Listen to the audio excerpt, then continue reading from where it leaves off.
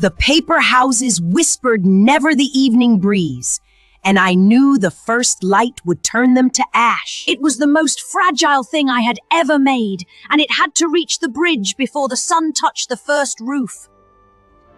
I tucked the sphere into my apron pocket and stepped onto the balcony, feeling the weight of the whole town on my shoulders. The planks were wet from the night's mist, and each step was a gamble with the dark water below. A paper sparrow landed on my shoulder, its tiny heart beating like a clockwork drum. It chirped twice, as if you say, "Neverlang, hurry," and I followed, my legs pumping like tiny pistons. The bridge groaned under my weight, and I whispered a prayer to the gears that held me together. My foot slipped, and for a heartbeat I was falling. The sphere pressed against my chest like a second heart. I pulled myself up, my brass joints creaking, and the sparrow nudged my cheek with its tiny beak.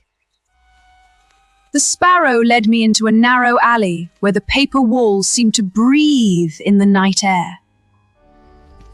A paper fox watched me from the shadows, its eyes like embers in the dark. The fox in a voice like rustling pages. "The bridge knows you're coming, little one." I felt a chill run through my mossy skin as the fox's words settled in the air like falling leaves. The fox bowed its head and disappeared to a staircase of folded paper that climbed the wall like a living thing. Each step was a fragile promise, but the sparrow's chirps were my compass. I emerged onto the roof, and the whole town lay before me, a sea of paper and light. The first light was a thin line of gold on the horizon, and I knew I had to move faster than I ever had before.